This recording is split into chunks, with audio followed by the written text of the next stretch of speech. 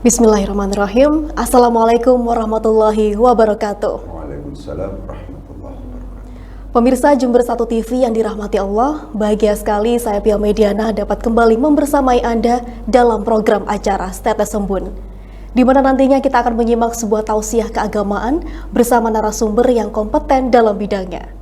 Dan pemirsa, pada episode kali ini, Tetes Embun akan membawakan sebuah tema yakni Islam yang moderat dan rahmatan lil alamin. Islam yang moderat sejatinya mengacu pada konsep Islam yang rahmatan lil alamin. Artinya, agama Islam membawa manusia kepada keselamatan dan juga kebersamaan. Serta Islam tetap harus memperhatikan dan menghargai perbedaan. Dalam prakteknya, Islam moderat menjadi sebuah sikap toleransi dalam pemahaman dan juga pandangan.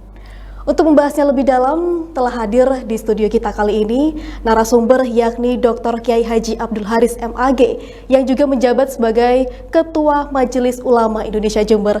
Kita sapa terlebih dahulu pemirsa. Assalamualaikum Ustadz Haris. Waalaikumsalam warahmatullahi wabarakatuh. Selamat datang kembali tentunya di Jember 1 TV. Bagaimana kabarnya kali ini Ustadz? Sehat, alhamdulillah. Alhamdulillah. Apa yang menjadi kesibukan dan fokus akhir-akhir ini? Tetap mengelola pesantren, juga dosen di YIN Jember. Baik. UIN Jember ya. UIN khas Jember. Baik Ustadz. Terkait tema pada episode kali ini yakni Islam yang moderat dan rahmatan lil alamin, kami langsung persilahkan Ustadz untuk memberikan pemahaman bagi kita semua dan juga pemirsa Jember 1 TV. Monggo Ustadz. Ya, terima kasih. Assalamualaikum warahmatullahi wabarakatuh. Waalaikumsalam warahmatullahi wabarakatuh. Yang pertama kali kepingin saya tegaskan bahwa nama Islam itu dipilih oleh Allah sebagai sebuah nama dari agama yang dibawa oleh Rasulullah. Itu bukan hanya sekedar nama kosong yang tidak memiliki tujuan dan arti apa-apa, bukan. Islam itu dipilih ada tujuan yang ingin dicapai, ada pesan yang ingin disampaikan kepada para pemeluknya, kepada manusia secara keseluruhan. Jadi Islam itu dalam bahasa Arab berasal dari salimah, Mbak. Artinya aman, artinya damai, artinya selamat, itu begitu. Menjadi aneh, menjadi tidak masuk akal kalau seandainya kemudian ajaran yang dikembangkan, ajaran yang ditawarkan oleh Islam, perilaku dan sikap yang ditampilkan oleh pemeluk agama Islam itu justru berlawanan dari nama dasar Islam itu sendiri yang harusnya memberikan kesejukan, memberikan keamanan, memberikan kedamaian dan seterusnya. Itu kontrabukti, itu bertolak belakang gitu loh. Sehingga kita harus yakin kalau seandainya kok kemudian ada seseorang mengklaim bahwa ini adalah ajaran Islam dan kenyataannya misalnya kok kemudian mengandung kekerasan, kok kemudian menteror orang, kok mengancam jiwa seseorang, itu pasti bukan Islam. Itu seperti itu yang penting untuk kemudian ditegaskan. Kok kemudian ada perilaku dan sikap yang ditampilkan oleh seseorang yang mengaku dirinya sebagai seorang muslim, dan itu lagi-lagi perilaku dan sikap yang ditampilkan itu kok kemudian mengganggu orang, menteror orang, mengancam keselamatan jiwa dan harta serta pokoknya orang lain, itu harus dipahami bahwa itu bukan sikap dan perilaku dari seorang muslim. Saya ingin tegaskan misalnya di dalam ayat Al-Quran ketika kemudian misalnya Allah menegaskan tentang gimana sih misi kerasulan Nabi Muhammad SAW, itu jelas ditegaskan, wa ma arsalnaka illa rahmatan lil alamin, wa ma arsalnaka illa rahmatan lil alamin, dan tidaklah kami mengutus kamu Muhammad illa rahmatan lil alamin, kecuali memberikan rahmat, kecuali memberikan kasih sayang lil alamin. Itu penting untuk kemudian digarisbawahi kata-kata alamin. Kenapa Gusti Allah kok tidak mengatakan misalnya illa rahmatan lil mu'minin, illa rahmatan lil muslimin, tapi Gusti Allah justru illa rahmatan lil alamin. Ahli tafsir banyak mengatakan bahwa yang dimaksud dengan illa rahmatan lil alamin itu menyangkup secara keseluruhan manusia. Apakah itu yang kemudian beragama Islam, apakah kemudian itu yang beragama non-Islam, itu dengan misi kerasulan Nabi Muhammad itu kena jangkau semuanya. Itu semacam itu. Sehingga saya tegaskan, ketika kemudian ada ajaran yang diklaim itu sebagai ajaran Islam, ketika kemudian ada sikap, perilaku dan seterusnya yang itu diklaim sebagai sikap dan perilaku Islami misalnya, kok kemudian misalnya mengancam jiwa seseorang, tidak rahmah, tidak kasih sayang, kita harus tegaskan dengan menggunakan analisis ayat tadi bahwa itu bukan Islam, itu bukan ajaran Islam, itu bukan sikap yang Islami. Itu penting untuk kemudian ditegaskan, sampai misalnya di dalam kitab Soffatut Tafasir misalnya Muhammad Ali As-Sobuni dikatakan, kenapa kok kemudian tidak rahmatan lil mu'minin, kenapa kok rahmatan lil alamin? Itu mengandung pesan bahwa apa sikap yang kemudian kita tampilkan, ucapan yang kita tampilkan, perilaku yang kita tampilkan untuk sesama manusia itu harus mencerminkan rahmatan alamin. Apakah sedang yang kita berinteraksi itu adalah kemudian seorang muslim atau non muslim? Itu penting untuk kemudian ditegaskan dalam kesempatan ini, karena realitas yang kemudian muncul yang kita dengar misalnya seorang yang intoleran, teroris macam-macam itu, mereka berkeyakinan bahwa apa yang kemudian ditampilkan yang nyata-nyata itu adalah mengancam jiwa seseorang, yang menjadikan orang kemudian bisa menjadi janda, anaknya menjadi yatim dan seterusnya. Itu masih yakin dan sepenuhnya, dengan sepenuhnya bahwa itu Islami. Saya tegaskan, enggak. Islam itu rahmah, Islam itu kasih sayang, Islam itu damai, Islam itu selamat. Itu semacam itu. Penting untuk kemudian ditegaskan. Ya. Kemudian kalau seandainya kita lihat misalnya dalam konteks misalnya ajaran-ajaran Islam yang ada, itu bagaimanapun juga pada akhirnya kita harus berkesimpulan bahwa misalnya Islam itu memang rahmat. Rahmatan lil alam itu adalah substansi yang kepingin diajarkan, kepingin dipesankan kepada umat Islam ketika kemudian berinteraksi dengan sekitarnya. Apakah kemudian berinteraksinya itu dengan seorang muslim atau non muslim? Misalnya Mbak, kalau seandainya misalnya kita lihat di dalam kita salam misalnya, ketika kita sholat misalnya, sholat itu adalah ketika mulai dari Allahu Akbar kita melakukan takbiratul ihram, itu adalah permulaan kita itu melakukan hubungan transenden, hablum minallah itu pada saat itu. Mulai dari rokaat yang pertama, rokaat yang kedua, sampai kemudian kalau subuh salam ya, kalau tiga misalnya maghrib salam, kalau seandainya zuhur, asar dan isya itu yang keempat itu salam. Apa yang kemudian ketika salam itu apa yang diucapkan? Pada saat seseorang kemudian mengakhiri hubungan hablum minallahnya dan kemudian mau berinteraksi, masuk di dunia nyata, berinteraksi dengan sesama manusia, apa yang kemudian harus menjadi rukun yang kalau seandainya itu tidak dilakukan maka sholatnya tidak sah? Assalamualaikum warahmatullahi wabarakatuh. Keselamatan dan rahmat. Jadi kita mulai dari ketika kita selesai dari hablum minallah dan kita harus berinteraksi dengan sesama manusia, yang pertama kali adalah assalam. Assalamualaikum. Assalamualaikum. Keselamatan atas kamu, warahmatullahi, dan rahmat Allah, kasih sayang. Itu lagi-lagi kita harus berkesimpulan ketika kemudian misalnya ada orang mengecap bahwa misalnya Islam itu adalah agama teroris, Islam itu adalah agama kekerasan, itu sangat bertolak belakang dengan apa yang kita alami, apa yang kita lakukan, apa yang kita pahami tentang Islam itu sendiri. Karena kenyataannya yang kita tahu misalnya Islam itu seperti itu, gitu ya. Bahkan Mbak, kalau seandainya misalnya karena konflik-konflik tertentu misalnya kok kemudian harus terjadi peperangan. Nah, ini perang antar misalnya atas nama agama misalnya. Apa yang kemudian dipesankan oleh Gusti Kanjeng Nabi misalnya ketika harus perang? Itu di dalam sebuah bab fikih, di dalam kitab-kitab itu sudah ditulis, Mbak. Ar-rahmah fil harbi.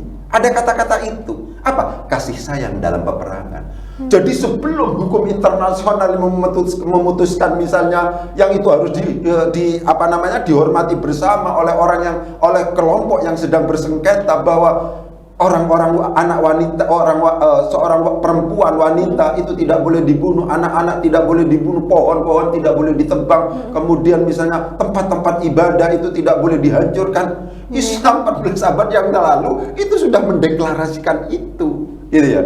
Jadi apa yang kemudian disepakati sekarang misalnya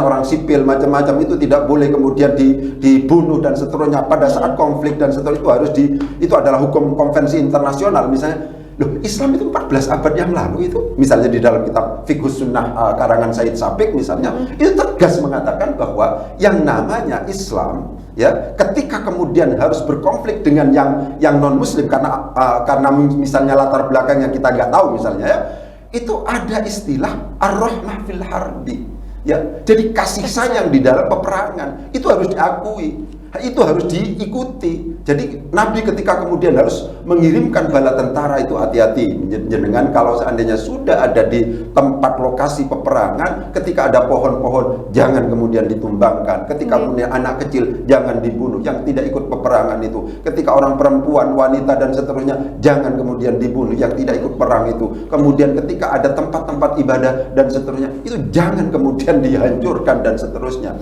Jadi luar biasa, menjadi aneh kemudian kalau seandainya realitas yang kita baca di dalam ajaran-ajaran Islam seperti itu, di dalam hadis, di dalam Al-Quran itu seperti itu, menjadi aneh ketika kemudian orang mengatasnamakan dirinya sebagai seorang Muslim, bersikap yang itu diyakini sebagai sikap yang Islami, itu justru mengancam jiwa seseorang. Ini aneh, karena itu pasti tidak akan ada dasarnya. Ya, di dalam Islam itu jelas ad-darar yuzal, semua bentuk kebahayaan, membahayakan itu harus dihilangkan. Tidak bisa kalau seandainya kemudian seseorang itu mengklaim bahwa ini adalah hukum Islam, ini adalah ajaran Islam, itu kok membahayakan orang lain. Itu tidak memungkinkan. La darara wala dirara dan seterusnya. Itu adalah hal-hal yang penting untuk kemudian kita pahami dalam rangka meyakinkan masyarakat kita kaum muslimin bahwa Islam itu indah, Islam itu adalah rahmah, Islam itu adalah kasih sayang, itu adalah Islam itu ada cinta dan seterusnya, yang tidak memungkinkan kemudian yang ditampilkan dari kita itu justru yang berbeda dengan apa yang kemudian kita baca, kita pahami di dalam Al-Quran dan Al-Hadis. Mungkin itu semacam itu, Mbak. Wah, luar biasa, Ustadz. Berarti memang penegasan itu perlu sekali lagi dikeluarkan, karena Islam adalah sebuah kasih sayang, rahmat. Betul. Itu tadi. Ya. Ketika ada sebuah kekerasan yang terjadi, itu adalah oknum, bukan Islam sendiri. Bukan Islam, betul. Baik, Ustaz. Ya. Ini penyejuk yang luar biasa, mencerahkan bagi kita dan juga pemirsa sekalian, Ustaz. Namun mungkin lebih menarik ketika kita berlanjut dengan diskusi. Ada beberapa pertanyaan yang mungkin akan saya sampaikan. Bagaimana sikap yang harus dikembangkan dalam menghadapi realitas perbedaan yang terjadi di masyarakat, Ustaz? Iya, saya harus katakan begini, Mbak. Pluralitas adalah realitas. Bahwa orang itu beraneka ragam. Kita tidak bisa menuntut itu misalnya satu macam, itu nggak bisa. Dalam konteks misalnya agama misalnya kan, ya ada yang namanya Islam, ada yang namanya Kristen, ada yang namanya Hindu, ada yang namanya Buddha. Itu tidak bisa dipaksakan.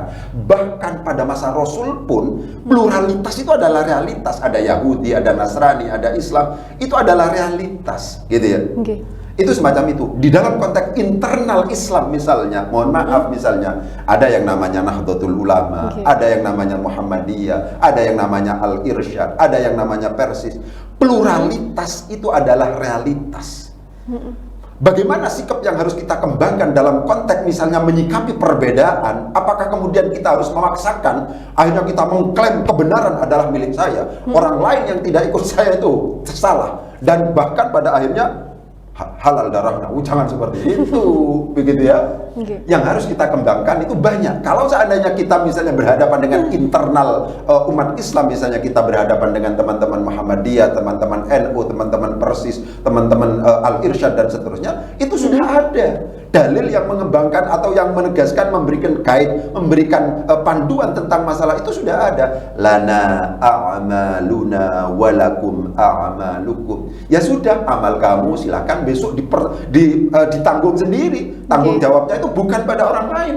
Ketika panjenengan misalnya, mohon maaf ini ya, saya tidak kepingin untuk kemudian misalnya untuk memperkeruh, ini hanya sekedar contoh ya. Kalau seandainya misalnya orang sholat mengangkat tangan pakai usolli, yang satu tidak pakai usolli, kemudian fatihahnya ada yang pakai bismillah, ada yang tidak pakai bismillah, sudahlah, itu jangan dipaksakan untuk kemudian ikut pada kita. Ada yang pakai kunut, ada yang tidak pakai kunut misalnya, sudah, itu jangan kemudian kita paksakan. Apalagi kemudian itu harus kita komentari, itu harus kita vonis, kita harus nilai. Misalnya sampean salah, sampean sesat, sampean masuk neraka. Ya jangan seperti itu. Lana a'maluna walakum a'malukum.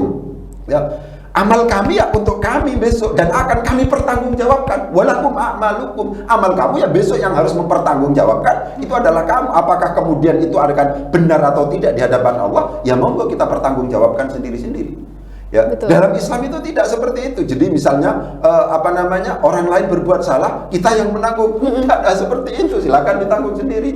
Kalau seandainya itu terkait dengan perbedaan antar agama, itu sudah ada juga. Lakum dinukum waliyadin. Agamamu ya agamamu, agamaku ya agamamu.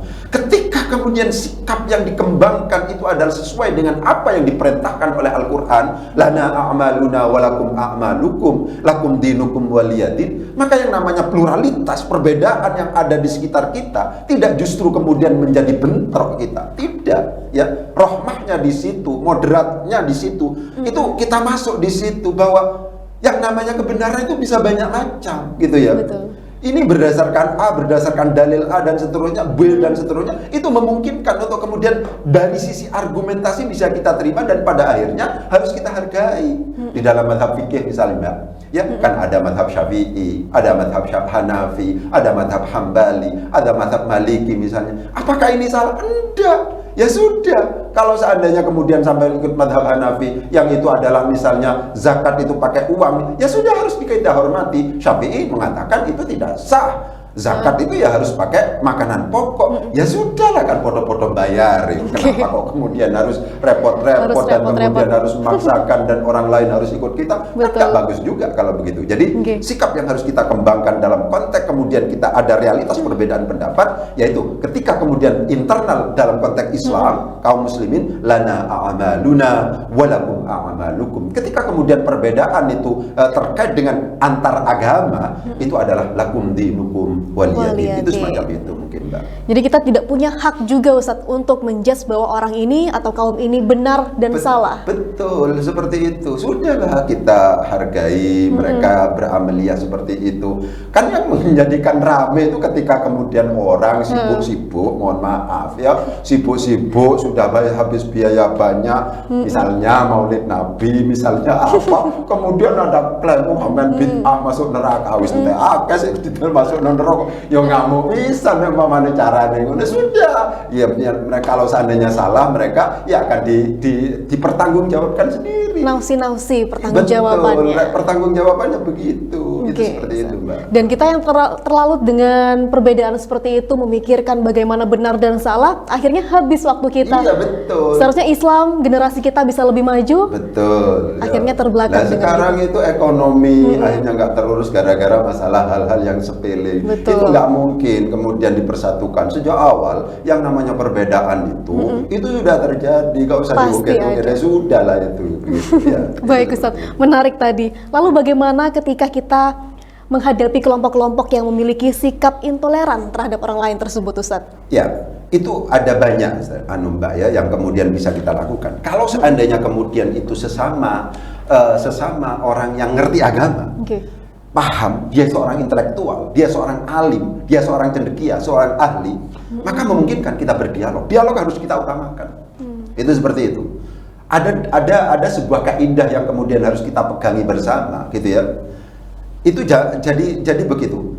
In kunta naqilan fasihah wa in kunta mudda'iyan, itu adalah faddalil. Itu semacam itu, ya. Jadi in kunta mudda'iyan, kalau seandainya sampean berpendapat misalnya bahwa hukum ini seperti ini, dalilnya mana?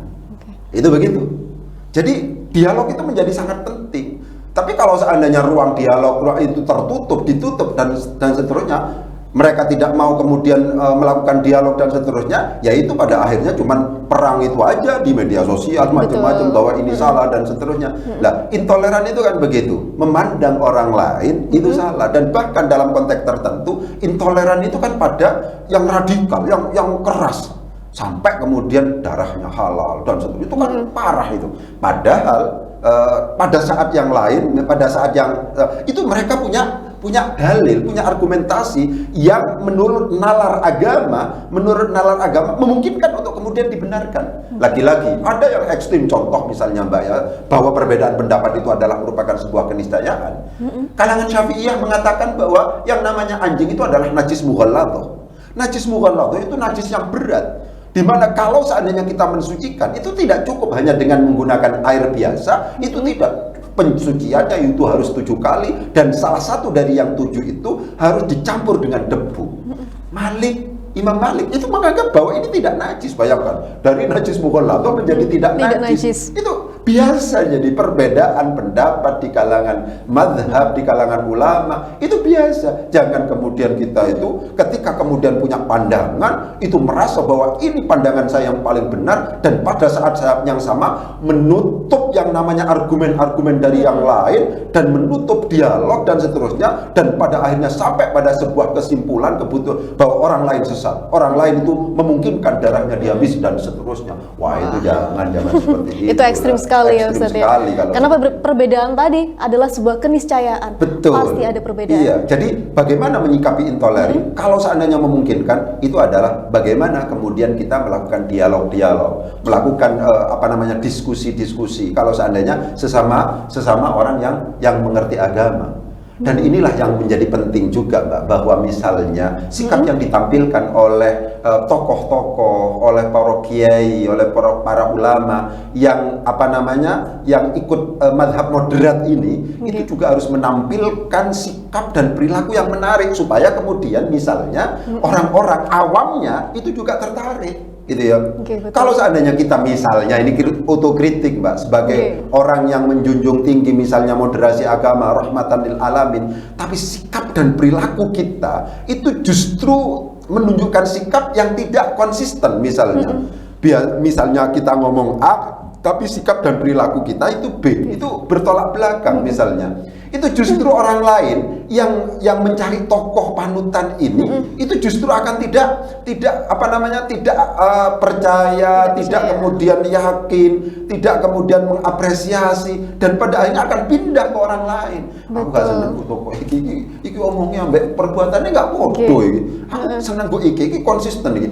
Itu begitu. Jadi bagaimana kemudian kita menyikapi tentang bagaimana intoleran itu, kita lihat. Kalau seandainya kemudian kita berhadapan dengan para tokohnya, para ahlinya, para ilmuannya, maka jalur dialog, ya, ruang dialog, ruang diskusi itu harus kita upayakan untuk kemudian ada mediasi dan seterusnya. Betul. Sehingga ada tafahum, ada saling paham. Ya gak apa-apa, memang ada dalilnya, pendapat sampean seperti itu ada dalilnya, tapi juga pahami dong bahwa pendapat saya juga punya dalil, punya argumentasi seperti itu. Nah, ketika terkait dengan orang yang awam yang tidak ngerti ilmu dan seterusnya itu, monggo sikap kita, perilaku kita, konsistensi kita itu sedang dinilai oleh masyarakat. Ketika kemudian sikap dan perilaku kita itu sudah mereka sangat tidak tertarik karena memang antara omongan dengan perbuatan itu sudah tidak nyambung misalnya, sudah masuk dalam kategori kabura maqtan 'indallahi an taqulu ma la taf'alun, mereka akan pindah ke tokoh yang lain. Saya senang lebih ini konsisten ini,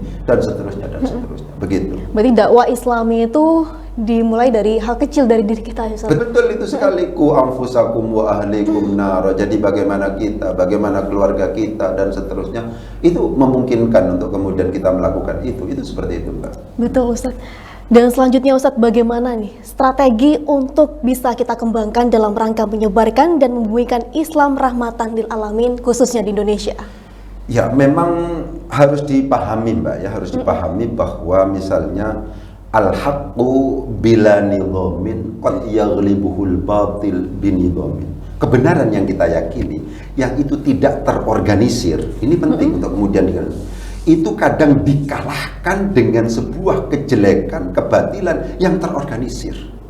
Inilah pentingnya misalnya berorganisasi, misalnya adanya MUI di sini penting, adanya Nahdlatul Ulama di situ penting, adanya misalnya Muhammadiyah itu penting. Masing-masing orang yang memiliki pandangan tentang moderasi agama, tentang Islam rahmatan lil alamin itu misalnya, itu juga harus mengembangkan dan bertanggung jawab pada yang menjadi tanggung jawabnya, ya. itu kalau seandainya kita kemudian mengorganisir dengan baik begini ini, tidak kemudian kita biarkan acak dan seterusnya misalnya, ya pada akhirnya kalau seandainya kita tidak mengurusi umat, tidak, itu ya sulit untuk kemudian ini bisa berkembang. Tapi kalau seandainya kita pengorganisasian itu baik, model pengkaderannya itu juga baik dan seterusnya, itu sesuai dengan misalnya metode yang paling update misalnya, itu insya Allah mereka kan seperti itu, ada jaringan, ada itu begitu juga itu mereka meskipun misalnya kecil, mohon maaf, meskipun kecil, kalau seandainya sudah kelihatan tertarik itu kan terus dirawat, itu kan di kampus-kampus seperti itu. Kalau seandainya sudah kena pengaruh misalnya, meskipun satu itu berusaha dikejar, kan begitu. Mungkin panjenengan ketika kemudian di kampus itu ngerti bahwa strategi mereka itu cukup militan dan seterusnya. Masif ya Ustaz? Iya betul sekali begitu. Jadi penting untuk kemudian ditegaskan. Dan lagi harus dipahami juga, kita tidak cukup hanya sekedar tausiah, kita tidak cukup hanya sekedar mau'idhah hasanah, tapi penting pendekatan-pendekatan yang sifatnya kebutuhan. Mereka itu kadang-kadang masuk juga dalam konteks ini adalah dengan menggunakan pendekatan-pendekatan yang sifatnya kebutuhan. Mereka yang miskin itu juga kita santuni, mereka yang drop out sekolah misalnya itu juga kita upayakan beasiswanya. Kalau seandainya misalnya pemerintah menyadari bahwa bagaimana Islam rahmatan lil alamin ini akan menjamin eksistensi NKRI, harusnya misalnya gerakan-gerakan yang pada akhirnya menumbuh kembangkan misalnya Islam rahmatan lil alamin dengan cara pemberian beasiswa, dengan cara santunan dan seterusnya, itu juga di back up oleh pemerintah. Itu mungkin seperti itu, Mbak. Betul sekali Ustadz, karena sebaik-baiknya manusia adalah yang bermanfaat bagi orang lain. Betul. Dan kita yang sebagai mungkin pihak mayoritas di negeri ini tentunya memiliki peran yang cukup besar tanggung jawabnya, Ustaz. Betul. Wah, ini sebuah penyejuk yang luar biasa, pemahaman yang cukup singkat namun bisa memberikan pencerahan bagi kita semua. Namun Ustaz, ini sangat menarik sebenarnya untuk kita gali lebih dalam, namun lagi-lagi kita terbatas dengan durasi yang hanya 30 menit. Namun tentunya semoga pahala terus mengalir kepada beliau-beliau, termasuk Ustadz Haris yang selalu konsisten dalam menyampaikan ayat-ayat Allah. Dan pemirsa, Islam rahmatan lil alamin adalah Islam sebagai rahmat bagi seluruh alam semesta. Karena itu pesan utamanya adalah cinta, kasih sayang, damai, dan persatuan. Semoga kedepannya kita bisa mengilhami rahmat dalam diri kita dan juga mulai dari hal sekecil apapun itu. Dan pemirsa, saya Pia Mediana mohon undur diri dari hadapan Anda. Terima kasih atas kebersamaannya. Semoga tayangan ini bisa memberikan manfaat bagi kita semua. Akhir kata, wallahu muwaffiq ila aqwamit thoriq. Wassalamualaikum warahmatullahi wabarakatuh.